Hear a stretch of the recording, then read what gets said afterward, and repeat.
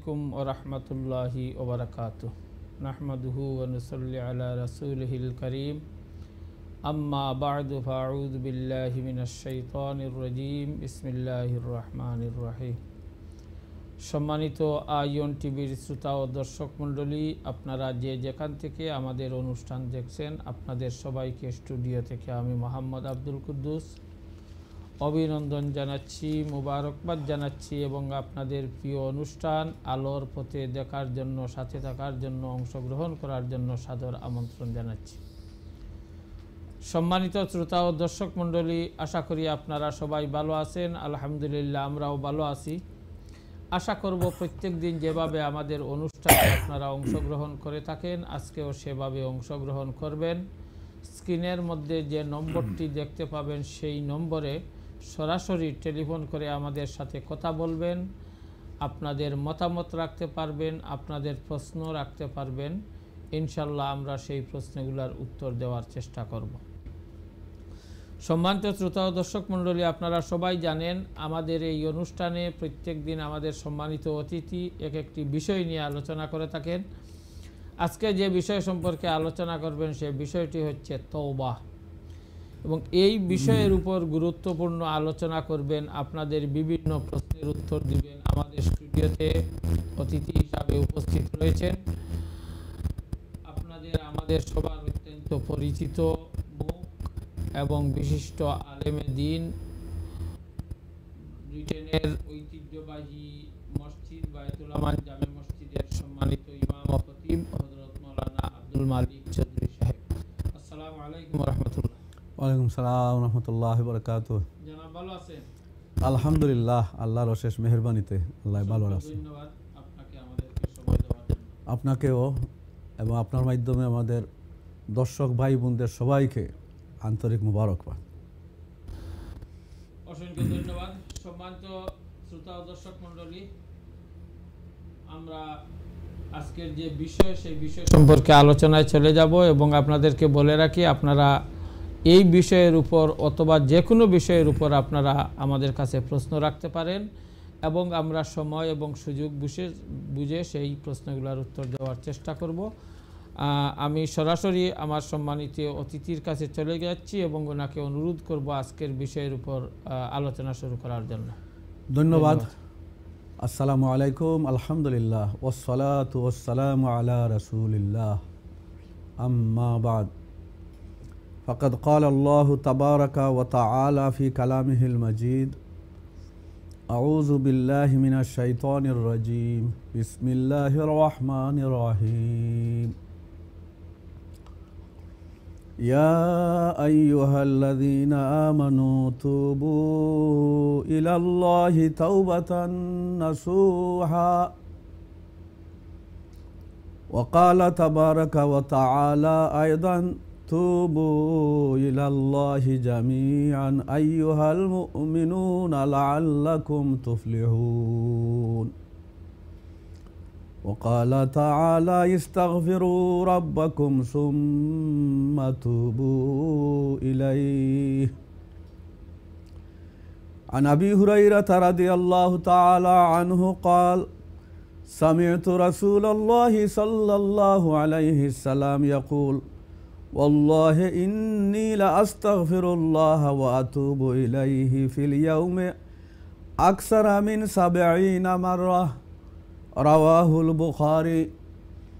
إن الله وملائكته يصلون على النبي يا أيها الذين آمنوا صلوا عليه وسلموا تسليما.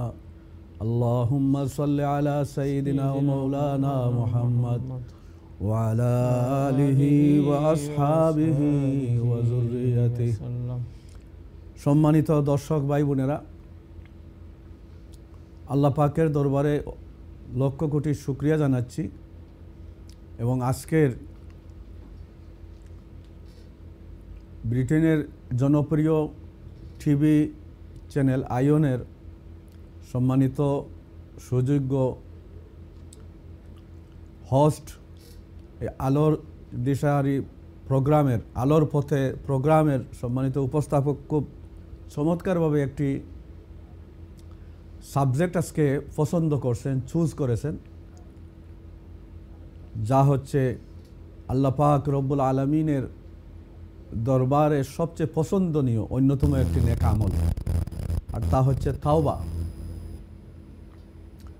এই তাওবা সম্পর্কে আল্লাহ পাক রব্বুল আলামিন কুরআনে কারীমের মধ্যে বলেছেন, ইয়া আইয়ুহাল্লাযীনা আমানু তুবু ইলাল্লাহি তাওবাতান নাসুহা, হে মুমিনগণ তোমরা আল্লাহর নিকট খাঁটি তওবা করো। সো খাঁটি তওবাকে তাওবায়ে নাসুহা বলা হয়েছে। তো এই তাওবায়ে নাসুহা এর তিনটা গুরুত্বপূর্ণ শর্ত নির্ধারণ করা হয়েছে।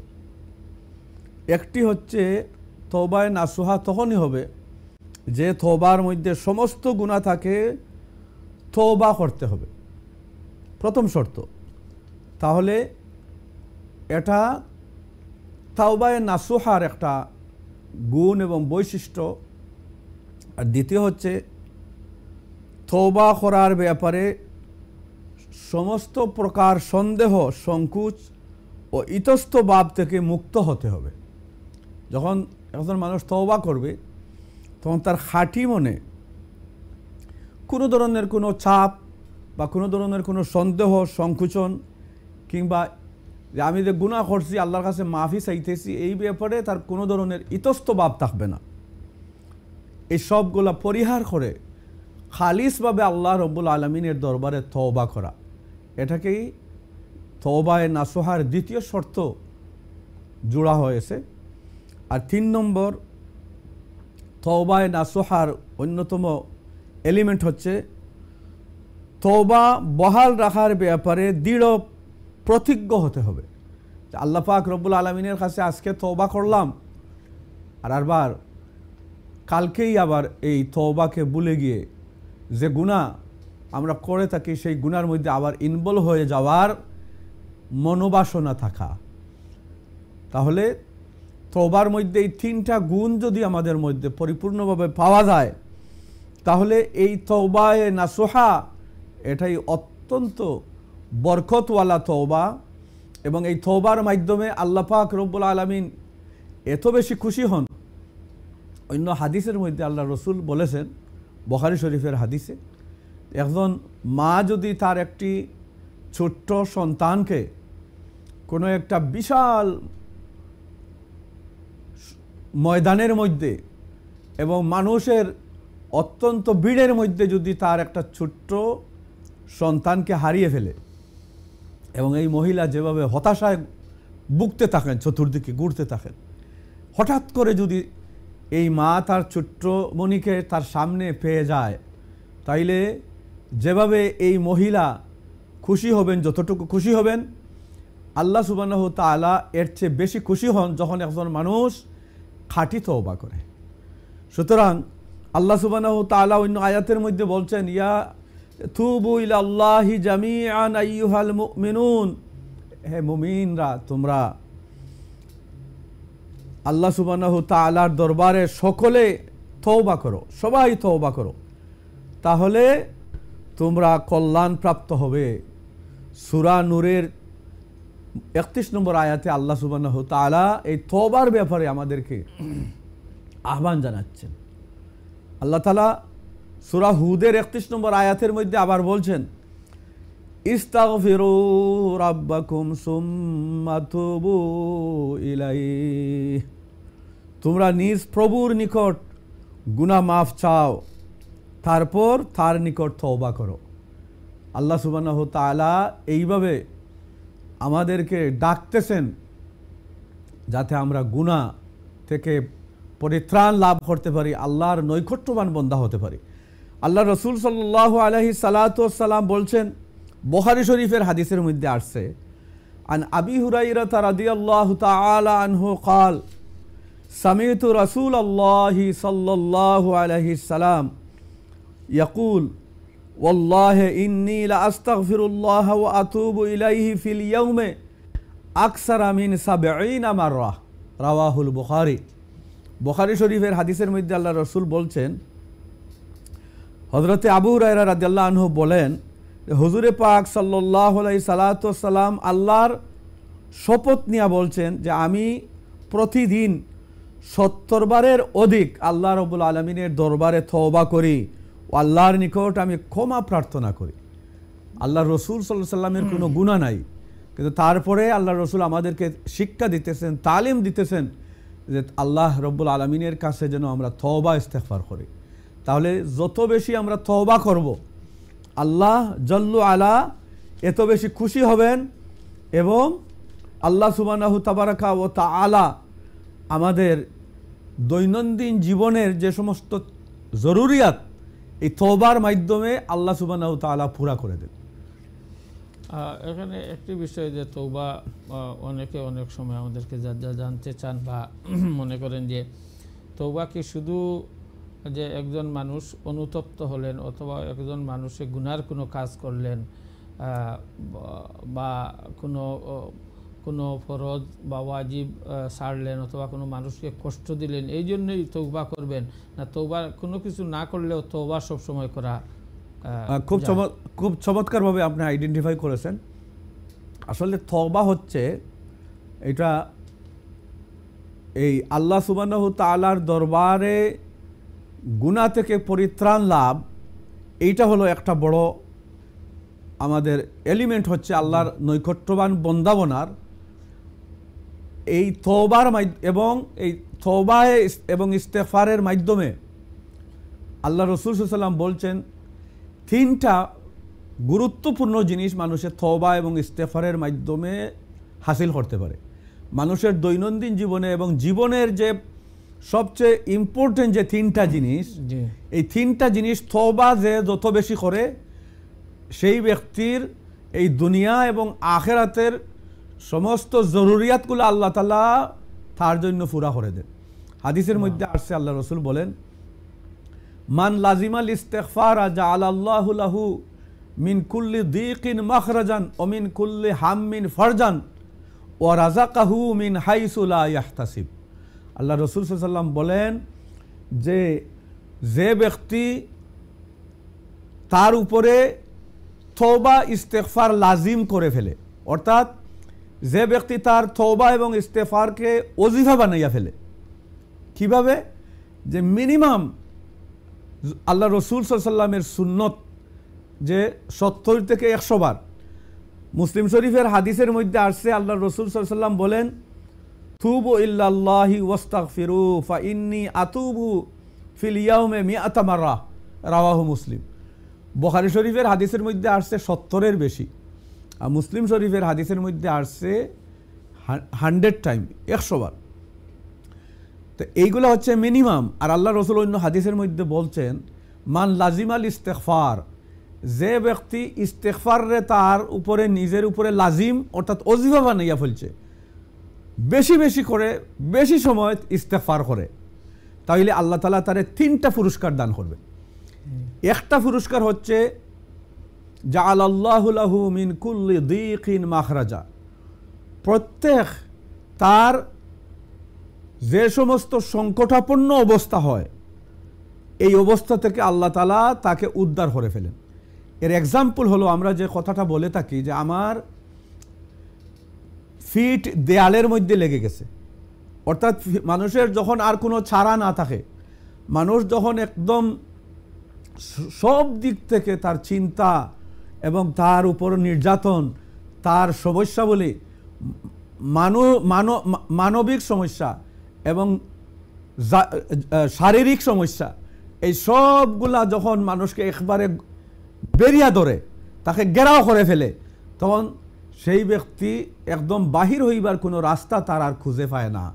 তখন কথাটা বলে থাকে যে আমাকে একদম এই দুনিয়ার জিন্দগিটা আমার জন্য এমন হয়েছে যে আমার দেয়ালে ফিট লেগে গেছে, আমি আর কিংবা আমার রাস্তা চতুর্দিকে বন্ধ করে দেওয়া হয়ে গেছে, বাহির হইবার আমার আর কোনো রাস্তা নাই।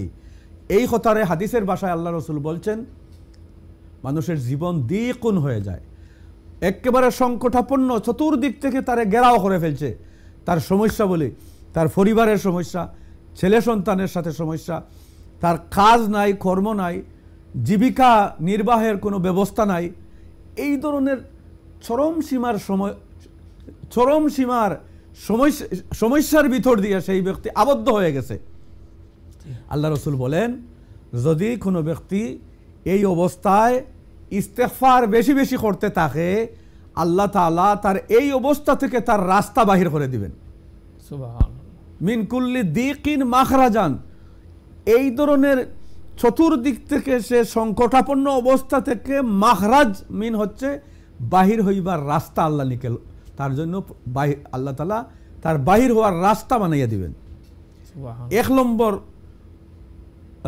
রেজাল্ট, এক নম্বর পুরস্কার তওবা বেশি করলে। দ্বিতীয় হচ্ছে অমিন কুল্লে হাম্মিন ফারজান। হাম্মুন মানে হচ্ছে যার এত বেশি চিন্তিত, এত বেশি সমস্যা বলে তার সে ডিপ্রেশন হয়ে গেছে, তার চিন্তা করতে করতে তার চতুর্দিকের চিন্তা ভাবনা এইগুলায় আর সে মাথার মধ্যে এমনভাবে তারে চিন্তাগ্রস্ত হয়ে গেছে, এইগুলা থেকে পরিত্রাণ পাওয়ার আর কোনো উপায় নাই।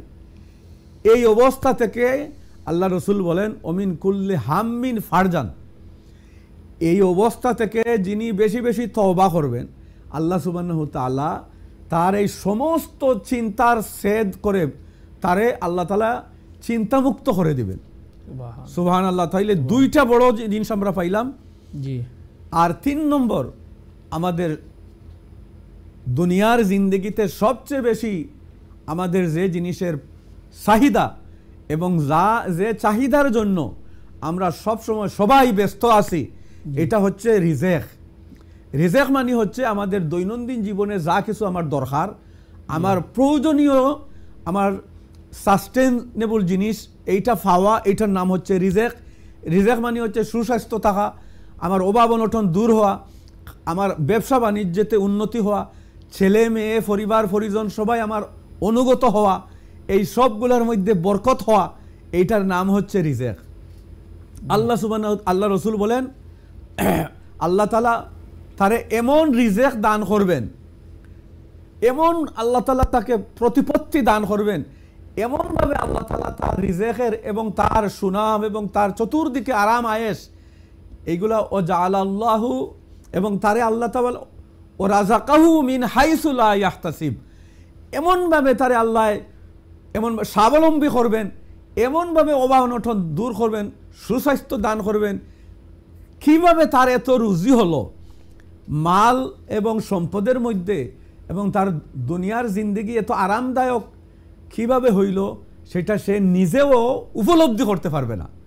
ও রাযাকাহু, আল্লাহ তাআলা তারে রিজেক দিবেন মিন হাইসু লা ইয়াহতাসিব, এমনভাবে আল্লাহ দিবেন সে অনুভবও করতে পারবে না এত কিছু আল্লাহর দরবার থেকে আমি কিভাবে হাসিল করলাম। এটা হাসিল করা একটা মাত্র জরিয়া, সেটা হচ্ছে বেশি বেশি তওবা করা। তো আল্লাহ রসুল সাল্লাল্লাহু আলাইহি ওয়াসাল্লাম এই হাদিস বলার পরে সাহাবায়ে কেরামরা বললেন, ইয়া রাসূলুল্লাহ সাল্লাল্লাহু আলাইহি সাল্লাম, এই যে দুনিয়ার সব সংকট দূর হয়ে যায় একটা ইস্তেগফার, তাইলে এই ইস্তেগফার আমরা কোনটা পড়বো, এটার আলাদা বৈশিষ্ট্যপূর্ণ কোনো ইস্তেগফার আছে কিনা? এই যে 3টা মহা সমস্যার সমাধানকারী এই ইস্তেগফারটা কোনটা পড়লে এই আল্লাহর দরবার থেকে আমরা এত বেশি নিয়ামত হাসিল করতে পারবো, এটা কোন ইস্তেগফার, আলাদা স্পেশাল কোনো ইস্তেগফার আছে কিনা? রাসূল করিম সাল্লাল্লাহু আলাইহি সাল্লাম বলছেন, হ্যাঁ, এটার জন্য আলাদা বৈশিষ্ট্যপূর্ণ একটা ইস্তেগফার আছে। এটা হইল আস্তাগফিরুল্লাহ আল্লাযী লা ইলাহা ইল্লা হুয়াল হাইয়ুল কাইয়্যুম ওয়া আতুবু ইলাইহি। এই ইস্তেগফারটার কথা আল্লাহ রসুল বলছেন। এই ইস্তেগফার যারা নিজের উপরে লাজিম করে নিবে, লাজিম মানে হচ্ছে তার উপরে নিজে নিজে অবধারিত করে ফেলবে, যে এই তার ওজিফা বানাইয়া ফেলবে। যখনই হে হাঁটতে বইতে নমাজের পড়ে তার যখনও সুযোগ পায় তখনও এই ইস্তেগফারটা যদি পড়তে পারে, আস্তাগফিরুল্লাহ আল্লাযী লা ইলাহা ইল্লা হুয়াল হাইয়ুল কাইয়্যুম ওয়া আতুবু ইলাইহি, তাইলে আল্লাহ সুবহানাহু ওয়া তাআলা দুনিয়ার জিন্দেগিতে সবচেয়ে বড় বড় যে সমস্ত জিনিস এইগুলো আল্লাহ সুবহানাহু ওয়া তাআলা আসান করে দিবেন, লাইফটা ইজি করে দিবেন, এবং আল্লাহর বান্দা দুনিয়াতে এবং পরকালে সফল কাম হয়ে যাবে।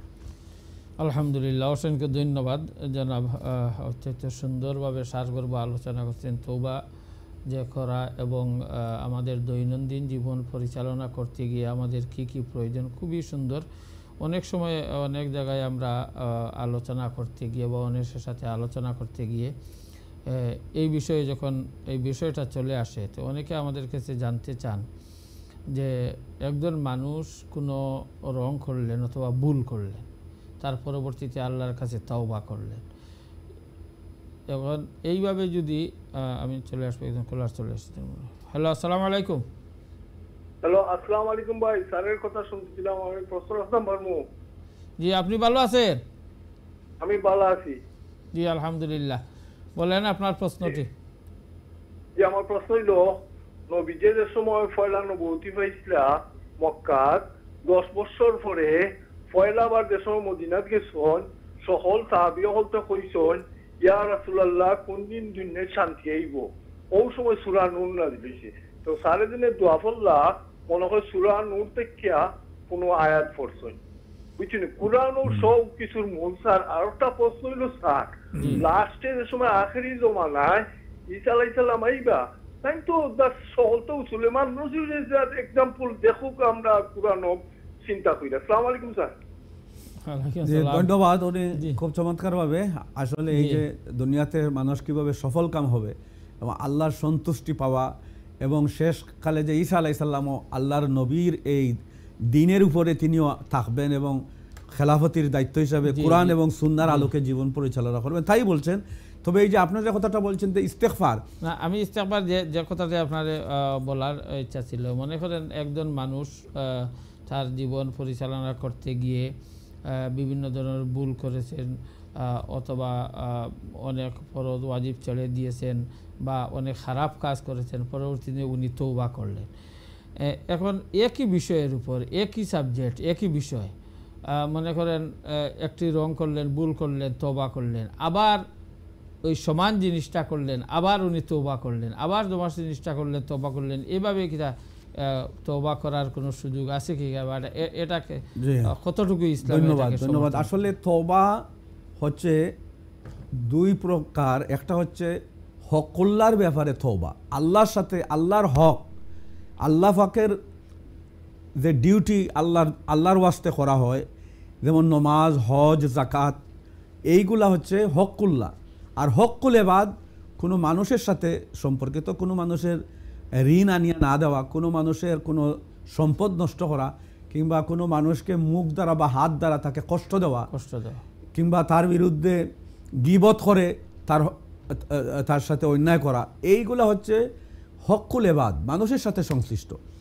আল্লাহর সাথে এবং মানুষের সাথে সংশ্লিষ্ট তওবার মধ্যে প্রথম শর্তই হচ্ছে যে তিনি প্রথমত আল্লাহর দরবারে লজ্জিত হবেন, সিরিয়াসলি তিনি অনুতপ্ত হবেন, আমি যা ভুল করছি এইটা আমার মারাত্মক অন্যায় হয়েছে আল্লাহ, এই হিসাবে তার অনুতপ্ত, তার শারীরিকভাবে এবং মানসিকভাবে অনুতপ্ত প্রকাশ করা। দ্বিতীয় হচ্ছে যে ফিউচারে উনি এই ধরনের আর কোনো গুনাহ করবেন না বলিয়া দৃঢ় প্রতিজ্ঞা করা, যে আমি যে গুনাহটা করছি এই গুনাহ আমি আর কখনো করব না, আমি এই গুনাহটা, তারপরে এই গুনাহটা আমি ছেড়ে দিলাম, এখনই ছেড়ে দিলাম, আর ভবিষ্যতে আর এই গুনাহ আমার দ্বারা হবে না, এই ধরনের প্রতিজ্ঞা করা। তাহলে তিনটা জিনিস। একটা হচ্ছে তওবার, প্রকৃত তওবার, এই তওবা গ্রহণযোগ্য হতে হলে আল্লাহ রাব্বুল আলামিনের কাছে অনুতপ্ত হওয়া, সাথে সাথে যে গুনাহ করছে এই গুনাহ ছেড়ে পুরোপুরিভাবে মনে প্রাণে এটা ছেড়ে দেওয়া। আর 3 নম্বর হচ্ছে এই গুনাহ আমার দ্বারা আর ভবিষ্যতে কখনো হবে না বলে প্রমিস করা আল্লাহর সাথে। এই 3টা গুণ যদি থাকে তাহলে তার এই তওবাটা গ্রহণযোগ্য হবে। আর সেকেন্ড হচ্ছে যদি আল্লাহর সাথে রিলেটেড যে সমস্ত হকুল্লাহ, যেমন নমাজ, এই নমাজ কিংবা যদি এই নমাজ যদি হয়, এই নমাজটা ফরজ হতে পারে কিংবা ওয়াজিব হতে পারে, তাইলে এই নমাজ এইগুলা আস্তে আস্তে আদায় করতে হবে। শুধুমাত্র তওবা করলে হবে না, আল্লাহ রাব্বুল আলামিনের কাছে যে আমি ভুল করছি, সময় মতো আমি নমাজ আল্লাহর হক সময় মতো আদায় করতে পারছি না, এই জন্য কজা করার কারণেও একটা কবিরা গুনাহ হয়ে গেছে। কেউ যদি নমাজ অন টাইম পড়ে না, এইটাও একটা গুনাহ, বড় গুনাহ, কবিরা গুনাহ। এই কবিরা গুনাহ অন টাইম নমাজ না পড়ার কারণে আল্লাহর কাছে তওবা করা। কিভাবে তওবা করা? আমি আর এই ধরনের কাজ করব না, এবং আমি অনুতপ্ত আর প্রমিস করলাম আল্লাহ আমি আর ভবিষ্যতে করব না, এই হলো তওবা। আর এর সাথে যতদিন নমাজ আমার মিস হয়েছে এইগুলা ফরজগুলা কিন্তু আদায় করা, ফরজ এবং ওয়াজিব, ফরজ আর ওয়াজিব আদায় করা। ইভেন যদি আমার অনেক লম্বা টাইম আমার নমাজ মিস হয়ে থাকে, তাইলে আমি আস্তে আস্তে এইগুলা একদিন করে এক ওয়াক্ত করে এইগুলা আল্লাহ পাকের সাথে প্রমিস করা যে আল্লাহ আমি এইগুলা আস্তে আস্তে আদায় করতেছি, করব। যদি আল্লাহ হায়াত বাকি রাখে, যতদিন আপনি হয়তো 2 বছর মিস করছেন, সামনের দিকে 2 বছর আপনি এইভাবে কন্টিনিউ যদি এইভাবে ওক্তে এইভাবে মিস নমাজগুলো আদায় করতে থাকেন, তাইলে আল্লাহ সুবহানাহু ওয়া তাআলা এই গুনাহ মাফ করবেন এবং আল্লাহ সুবহানাহু ওয়া তাআলা এর পুরস্কারও দান করবেন। আর 2 নম্বর হচ্ছে হকুল ইবাদ। মানুষের হক যদি কেউ আত্মসাৎ করে, ঋণ হোক কিংবা যদি মানুষকে দুঃখ কষ্ট দিয়া কারো হক নষ্ট করে, কাউকে যাতনা করে, কাউকে যদি কষ্ট দেয়, তাইলে এইটার জন্য হইল এই বন্দার কাছে মাফি চাওয়া লাগবে। শুধু আল্লাহর কাছে মাফি চাইলে এটা মাফ হবে না, আল্লাহর কাছে মাফিও চাইবেন এবং সাহায্য কামনা করবেন যে আল্লাহ আমি যে ভুল করছি, আমারে আল্লাহ আপনি তৌফিক দাও যাতে আমি ওই ব্যক্তিরে খুশি করতে পারি।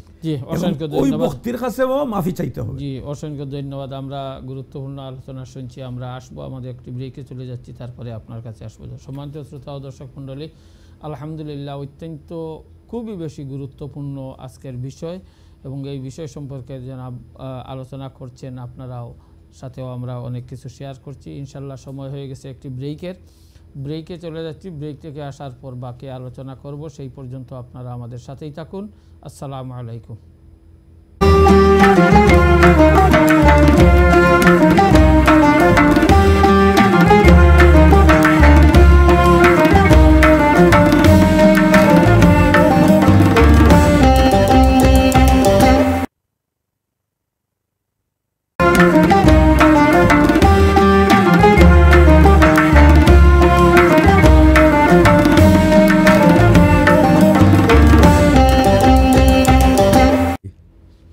782 হয়। আসসালামু আলাইকুম ওয়া রাহমাতুল্লাহ। সম্মানিত শ্রোতা ও দর্শক মণ্ডলী, বিরতির পর আবারও আমরা চলে এলাম। এই সময় যারা আমাদের অনুষ্ঠানে অংশগ্রহণ করেছেন আপনাদেরকেও আমরা স্বাগত জানাচ্ছি। আলহামদুলিল্লাহ, আমাদের সম্মানিত অতিথি অত্যন্ত সুন্দরভাবে আজকের বিষয়ে তওবা সম্পর্কে আলোচনা করছিলেন।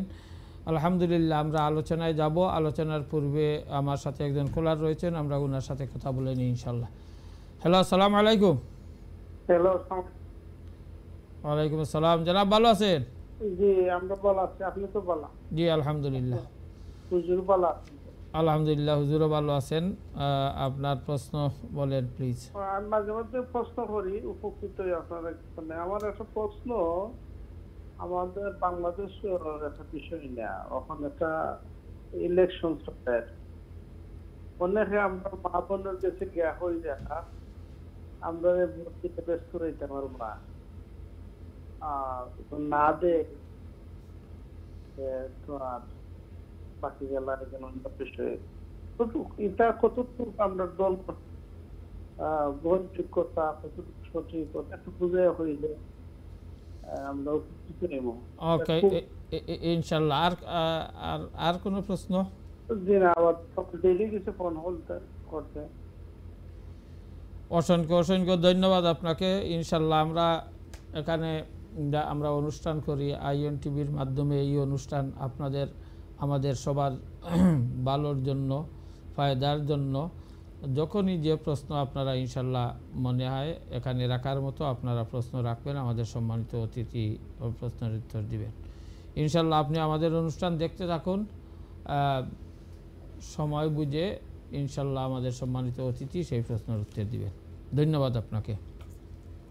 জনাব, আমরা আপনি বিরতিতে যাওয়ার পূর্বে যে তওবার ব্যাপারে আলোচনা করছিলেন এবং এখানে যে আলোচনা আপনি করলেন যে তওবা অথবা মানুষের সাথে ব্যবহার, ভালো ব্যবহার, খারাপ ব্যবহার, যে কোনোটাই হয় না কেন, এখানে যে দুইটি বিষয় উল্লেখ করলেন যে হকুল্লাহ এবং হকুল ইবাদত, অর্থাৎ আল্লাহর সাথে মানুষের যদি কোনো মায়মলা, কোনো বিষয় থেকে থাকে, ইবাদতের বেলায় হোক বা অন্য কোনো পারপাসে হোক, আল্লাহর সাথে সরাসরি যে সমস্ত সংশ্লিষ্ট বিষয় রয়েছে সেগুলা এক ব্যাপার। আর মানুষের সাথে অর্থাৎ হকুল ইবাদত যেগুলো মানুষের সাথে সম্পর্কিত।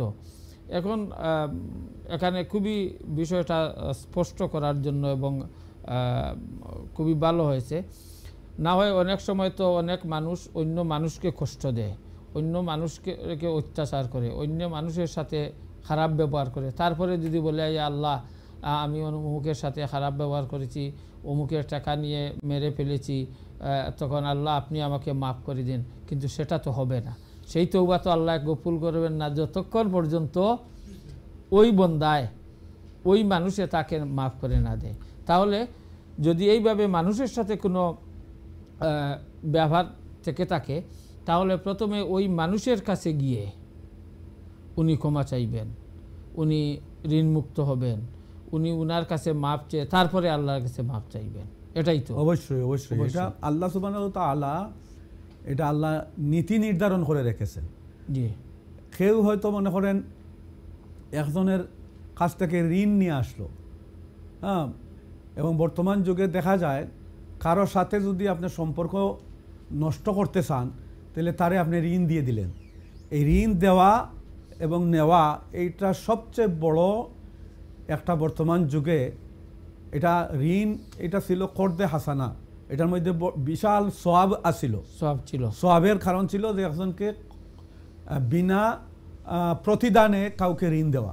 আবার তার তবে ঋণের মধ্যে হচ্ছে যে যখন কোনো ঋণ দিবেন লিখিতভাবে তারিখ থাকতে হবে, ডেট এবং সন এইগুলা লেখা রাখতে হবে। এইভাবে যদি কেউ করে তাইলে বিরাট সওয়াবের কাজ, এই সময় মতো যদি পরিশোধ করে। কিন্তু বর্তমান যুগে দেখা যায় কেউ ঋণ নিয়ে নিলে তার আর মাথা ব্যথা নাই, যিনি ঋণ দিলেন উনি বড় বিপদ পড়লেন। প্রথমে খুব ভালো সম্পর্ক থাকে, ঋণ যখন তার টাইম ওভার হয়ে যায়, যখন সাওয়াতে যাওয়া হয় তখন শত্রুতামি বাড়ে। কারণ কি, তার কোনো ভয় নাই, একজন মানুষের যে হক নষ্ট করতেছে এটার যে কি পরিমাণে শাস্তি আল্লাহ রাখছেন। এই জন্য আল্লাহ রাব্বুল আলামিন নির্ধারণ করে রাখছেন হকুল ইবাদ থাকলে এটা আল্লাহ মাফ করবেন না। হকুল ইবাদ মাফ হইলে আল্লাহ যদি মাফ করে দেন, ফর এন এক্সাম্পল, একজনের কাছ থেকে আপনি 5 লক্ষ টাকা খরচ নিলেন বা তার হক কোনোভাবে আপনি নষ্ট করলেন, আল্লাহর কাছে গিয়া বললেন আল্লাহ আমি অমুকের হক নষ্ট করছি, আমারে মাফ করে দেন, তাইলে তো ওই ব্যক্তির যে সম্পদটা নষ্ট হইল এইটার প্রতিদান খেয়ে দিবে। এই কারণে আল্লাহ পাক রব্বুল আলামিন বলছেন যে এইটা আল্লাহর নীতি হলো ফিতরাতুল্লাহ, আল্লাহর ফিতরত নীতি হচ্ছে আল্লাহ তাআলা কোনো মানুষের হক আল্লাহ নিজে এটা মাফ করবেন না। আল্লাহ বলবেন তুমি ওইটা আগে শেষ করে আসো। যদি এই হক মানুষের নষ্ট যা করেছে, হয়তো তার মাল হইতে পারে কিংবা তারে মুখ দিয়া কষ্ট দিতে পারে, কারো সাথে খারাপ আচরণ করিয়া তারে দুঃখ কষ্ট দিছে, তাইলে হবে কি কিয়ামতের দিন এইটার প্রতিদান অবশ্যই দেওয়া লাগবে। আল্লাহ রাসূল সাল্লাল্লাহু আলাইহি ওয়াসাল্লাম একখানা লম্বা হাদিসের মধ্যে বলছেন, সাহাবায়ে কেরামকে আল্লাহ রাসূল প্রশ্ন করছেন মান হুয়াল মুফলিস, সবচেয়ে বেশি গরিব এবং হতদরিদ্র মানুষটা কে তোমরা কি জানো? তখন সাহাবায়ে কেরামরা বলছেন ইয়া রাসূলুল্লাহ সাল্লাল্লাহু আলাইহি ওয়াসাল্লাম, যে দুনিয়াতে সবচেয়ে বেশি অভাব অনটনের মধ্যে সেই তো মুফলিস। আল্লাহ রাসূল বললেন না, প্রকৃত মুফলিস এবং সবচেয়ে বেশি হতভাগা এই ব্যক্তি যে কিয়ামতের দিন অনেক সওয়াব নিয়া, উহুদ পাহাড় সম পরিমাণ সওয়াব নিয়া আল্লাহর দরবারে হাজিরি দিবে, কিন্তু তার সামনে দুনিয়াতে যারা অনেক কিছু তার কাছে পাইতো, তার পাওনদার, ওরা তার সামনে হাজির হবে। কেউ তার কাছে ঋণ পাইতো, কেউ আছে তারে কষ্ট দিছে মুখ দ্বারা, সেও উপস্থিত হবে, তার কষ্টর প্রতিদান নিত। তার কোনো সম্পদ নষ্ট করছে কিবা তার হে একজন প্রভাবশালী মানুষ আছিল, সে মুরব্বিয়ানা করিয়া অন্যের হক তলফি উঠাইছে, তার প্রভাবের কারণে আরেকজন মানুষ ক্ষতিগ্রস্ত হয়েছে, এই সব মানুষ হাজির হবে। হাজির হওয়ার পরে তারে সবাই বলবে, ইয়া আল্লাহ, আমি ওই ব্যক্তির কাছে এই বিষয়ে আপনার কাছে বিচার দিলাম, সে আমার এই ক্ষতি করছে, আমারে গাইল দিছে, আমারে হাত দিয়ে মারছে, সে আমার কোনো সম্পদ নষ্ট করছে, আমার কাছ থেকে ঋণ নিছে, এইগুলো আদায় করে নাই। তখন আল্লাহ রসুল বলেন, আল্লাহ সুবহানাহু ওয়া তাআলা হুকুম করবেন, তুমি তার এইগুলা আদায় করো। তখন আদায় করার জন্য তো সেখানে কোনো ধন সম্পদ থাকবে না। তখন আল্লাহ সুবহানাহু ওয়া তাআলা বলবেন, তোমার যে উহুদ সমপরিমাণ সওয়াব আছে, এই সওয়াবের থেকে পরিমাণ মতো এই সওয়াব দান করো ওই সব ব্যক্তিদেরকে। তখন ওই সব ব্যক্তিদেরকে তার সওয়াব থেকে দিতে আরম্ভ করা হবে। দিতে দিতে দিতে দিতে তার সব সওয়াব শেষ হয়ে যাবে। এরপরেও ঋণ যারা দিছিল তারা আরও বাকি থাকবে। জি, আমরা আসবো আপনার কাছে। একজন কলার চলে এসেছেন, কথা বলেনি। হ্যালো, আসসালামু আলাইকুম। ওয়ালাইকুম সালাম। জি, ভালো আছো? না রে বা, বেশি বেমা দেবা। হোকা চাই না আপনার প্রশ্ন? জি, আপনার প্রশ্ন আমরা রে হোকা। আমি আজ 20 বছর ধরে বা মাথা হান লইয়া দাঁত নাচ করিয়া নেওয়ার ক্ষতি করি অন্য একাতে বিয়া করলো করতাম ভাতি মাথা চিন্তা নেই গিয়ে কত কবি রাজ্য করাইলাম ডাক করাইলাম করতে অন্য আমি ওকে, ইনশাল্লাহ। আর কোনো প্রশ্ন আছে? না রে, আমার লাগে দোয়া করবে আল্লাহ, আমার এই কিলা নিয়ে কষ্ট থাকে এমনই মানে মত করতে তোমার তোমার প্রথম পারি না ভালো না। ইনশাল্লাহ আমরা সবাই দোয়া করব, আপনি ভালো হবেন ইনশাল্লাহ। আপনি দোয়া করবেন। আর আপনি এই অবস্থায় নামাজ কিভাবে পড়বেন বা কতটুকু স্মরণ, এই ব্যাপারে মুফতি সাহেব, খতিব সাহেব ইনশাল্লাহ আলোচনা করবেন। ধন্যবাদ আপনাকে। জি, আলহামদুলিল্লাহ। এটার উত্তর, হ্যালো,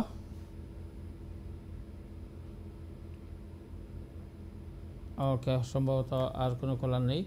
জি, আমরা আলোচনায় ছিলাম যে বিষয়টা যে হকুল্লাহ, অর্থাৎ বন্দার সাথে হকুল ইবাদত, বন্দার সাথে যদি কোনো কিছু হয়ে থাকে তখন বান্দাকে বলে আগে মানে বন্দার থেকে আগে শেষ করতে হবে, তারপরে আল্লাহর কাছে মাফি চাইতে হবে ইনশাল্লাহ। আমরা পরবর্তী যদি সময় হয় তারপর এখানে আমাদেরকে 2টি প্রশ্ন এসেছে।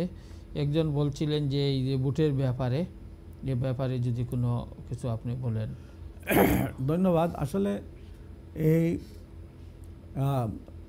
বুটের ব্যাপারে যে জিনিসটা আসছে সেটা হচ্ছে, এটা কোনো উনি যে প্রশ্ন রাখছেন, আসলে বুট দিতে হলে আপনাকে আসলে এই চিন্তা করতে হবে যে আপনার যাকে বুট দিতেছেন, আপনার এরিয়াতে যে বুট প্রার্থী, সেই ব্যক্তির তার পুরানা রেকর্ড দেখতে হবে, সেই ব্যক্তি সৎ না অসৎ মানুষ, এবং উনি মানুষের সাথে কিভাবে তার আচার আচরণ থাকে, এবং বিশেষত উনি আল্লাহর হকুল এবাদ উনি চিনেননি, এগুলো উনি বুঝেন কিনা, এই ব্যাপারে যদি তার প্রতি আপনার ট্রাস্টওয়ার্থী হয় এবং মনে করেন তার কাছে তারে যদি আপনি ভোট দেন, তাহলে সে আপনার আমানতটা ভালো কাজে লাগাইবে।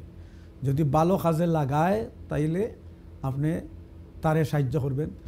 আর যদি দেখা যায় যে না, সে ভালো কাজে এটা লাগাইবে না, সে মন্দ মানুষ, তার আখলাক চরিত্র ভালো না, তাইলে আপনি বিকল্পভাবে আপনি চিন্তা করবেন। আর বর্তমান অবস্থায় যারা এইভাবে যে কোনো মানে পদপ্রার্থী থাকেন না কেন, যে কোনো চেয়ারম্যান হোক আর এমপি হোক অথবা মেয়র হোক, মানে যারা স্থানীয়ভাবে ভোটের জন্য দাঁড়ান, এই সমস্ত মানুষেতে ওদেরকে, যে আপনি বললেন, ওদেরকে সবার চিনা অতীতে ছোটো, অনেকে ছোটো থেকে দেখেছেন, এরিয়ায় থাকেন, অর্থাৎ মানুষ সম্পর্কে উনার জানা আছে, অভিজ্ঞতা আছে, তাই সবার উচিত হচ্ছে অর্থাৎ আপনার কাছে যাকে সবচেয়ে ভালো যোগ্য আপনি মনে করেন এবং সৎ সব দিক দিয়ে উনাকে আপনি দিবেন। কিন্তু কে কি বলল সেটা তো বড় কথা না। আর আরেক ব্যাপার হচ্ছে যে এই যদি কেউ বলে যে আমারে ভোট দিলে জান্নাতে চলে যাই ভাই, আর আমারে না দিলে জান্নাতে যাবে না, এটা তো জান্নাতে যাওয়া এবং না যাওয়ার এইটা এই ধরনের কোনো ম্যানিফেস্টো বা এই ধরনের কোনো প্রতিশ্রুতি এটা ইলেকশনের মধ্যে এটা আনাটা অনুচিত হবে। জি, অসংখ্য ধন্যবাদ জনাব। তারপরে যে একজন মহিলা বলছিলেন যে উনি অসুস্থ, নামাজ পড়তে পারতেছেন না, বিভিন্ন অসুবিধা দুটুনা, আর এই সমস্ত রোগী যারা অনেক সময় নামাজ পড়লেও দেখা যায় অনেক সময় 3 রাকাতের জায়গায় 4 রাকাত, অথবা অনেক সময় নামাজ কত রাকাত পড়লেন ভুলে যান, এই অবস্থায় কি করা করণীয়? যদিও উনি ফোন করেছেন, কিন্তু যারা আমরা শুনতেছি অনেকেই এই বিষয়টা শুনলে উপকৃত হবে। সংক্ষেপে যদি খুব চমৎকার। আসলে উনি একজন বয়স্ক মানুষ, বোঝা গেছে। আল্লাহ তাআলা উনারে যেন সুস্থতা দান করেন এবং নেক আমলের তৌফিক দেন। তো যতটুকু উনি পারবেন আল্লাহর উপর ফরজ নামাজ এবং ওয়াজিব সুন্নতে মুআক্কাদা এগুলো পড়ার চেষ্টা করবেন। তবে উনি একটা কথা বলছেন যে উনি সন্দেহ করতেছেন যে জাদুটুনা এমনি শুধু আপনি সন্দেহ বশত এটা যে আমার অমুকের জাদুটনা করে ফেলছে, এইটা অযথা কোনো প্রমাণ ছাড়া কারো প্রতি সন্দেহ পোষণ করা এটাও জায়েজ না। আল্লাহ রসুল বলছেন যে আমরা যেন সন্দেহর বশীভূত হইয়া কোনো কিছু না করি। ইয়াকুম জান্না ফাইন্না জান্না আকজাবুল হাদিস। বেশিরভাগ আমরা অনুমান ভিত্তিক কোনো কিছু করলে এটা মিথ্যা হিসেবে প্রমাণিত হয়। তবে হ্যাঁ, যদি আপনার কোনো সন্দেহ থাকে জাদুটনার ব্যাপারে, আপনি নিজে কিংবা আপনার পরিবারের কারো দ্বারা আপনার সূরা ফাতিহা 7 বার বিসমিল্লাহ সহ তিলাওয়াত করিয়া পানির মধ্যে দম করিয়া পানির মধ্যে ফু দিয়া এই পানিটা আপনি রেগুলার খাইতে থাকবেন। আর আল্লাহ পাক রব্বুল আলামিনের দরবারে ইস্তেগফার বেশি বেশি করবেন। এই যে আজকের হাদিসের মধ্যে আসছে যে বাল্লাজিমাল ইস্তেগফারা জাআলাল্লাহু লাহু মিন কুল্লি দিকিন মাখরাজা ওয়া মিন কুল্লি হাম্মিন ফারজা ওয়া রাযাকাহু মিন হাইসু লা ইয়াহতাসিব। এই হাদিসের আলোকে বেশি বেশি করে যারা ইস্তেগফার করবেন, লাজিম করে নেবেন ইস্তেগফার আপনার উপরে, তাদেরকে আল্লাহ তাআলা সব ধরনের সমস্যা থেকে আল্লাহ তাআলা উত্তরণ ঘটাবেন এবং তার দুনিয়ার এবং পরকালের যাবতীয় সুব্যবস্থা, রিজেক ইত্যাদি আল্লাহ তাআলা গায়েব থেকে মদত করবেন। তো এই জন্য আমরা এই মহিলার প্রতিও আমাদের আশা থাকবে উনিও যেন বেশি বেশি ইস্তেগফার করেন। আস্তাগফিরুল্লাহ আস্তাগফিরুল্লাহ আস্তাগফিরুল্লাহ, এইটা যদি আপনি এতটুকুই পড়েন তবু ইস্তেগফার হয়ে যাবে ইনশাআল্লাহ। 100 বার করে ডেইলি পড়ার চেষ্টা করেন, আর আরও যত বেশি করবেন অত বেশি বেনিফিটেড হবেন।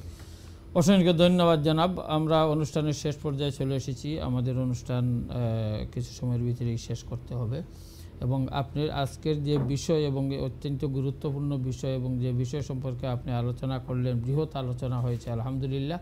আমরা যারা শুনেছি আমি আশা করব সবাই আমরা উপকৃত হব এই আলোচনা থেকে, এবং এই আলোচনা থেকে যে বিষয়টা আমাদের সামনে চলে এসেছে বিষয়টি অত্যন্ত স্পষ্ট এবং গুরুত্বপূর্ণ। এই জন্য আমি বলছি যে আমরা অনেক সময় ভুল করে থাকি, অনেক সময় অনেক ধরনের রং করে থাকি, পরবর্তীতে আমরা সেটার জন্য তওবা করি, আল্লাহর কাছে তওবা করি, আল্লাহ আমাদেরকে মাফ করে দেন, ইচ্ছা করলে মাফ করে দিতে পারেন। এবং বিশেষ করে যে বিষয়টা স্পষ্ট হয়েছে যে হকুল্লাহ এবং হকুল ইবাদত, আল্লাহর সাথে যে সম্পর্ক আমার রয়েছে, আল্লাহর সাথে সরাসরি যেটা সম্পর্কিত, সেটা আল্লাহ ইচ্ছা করলেও মাফ করে দিতে পারেন, না করলেও দিতে পারেন। আমি বলতে পারি একটা কথা আপনার এই কথার সাথে, যে ওই যে হকুল্লাহ যেটা, যেমন ফরজ নামাজ, এটা আপনি অনেকদিন মিস করছেন, এইটাও শুধু তওবা করলে মাফ হবে না, আপনি তওবাও করবেন, সাথে সাথে এই কজাগুলো আদায়ের জন্য চেষ্টা করতে থাকুন ইনশাআল্লাহ। আমরা একদিন হকুল্লাহ এবং হকুল ইবাদত সম্পর্কে ইনশাআল্লাহ আলোচনা করব। যেহেতু আজকে আমাদের অনুষ্ঠান এখানে শেষ করতে হবে, তাই আমরা আজকে আর কোনো আলোচনা করতে পারবো না। আমাদের সম্মানিত শ্রোতা ও দর্শক মণ্ডলী, প্রথম থেকে নিয়ে এই পর্যন্ত যারা আমাদের অনুষ্ঠানে অংশগ্রহণ করেছেন, বিশেষ করে আইয়ন টিভির কর্তৃপক্ষ, আমার সম্মানিত অতিথি, সবাইকে মুবারকবাদ জানিয়ে আল্লাহ পাক রব্বুল আলামিন আমাদেরকে আপনাদেরকে সবাইকে ভালো রাখুন, সুস্থ রাখুন, এই কামনা করে এখানেই আজকের অনুষ্ঠান শেষ করছি। আসসালামু আলাইকুম ওয়া রাহমাতুল্লাহি ওয়া বারাকাতুহু।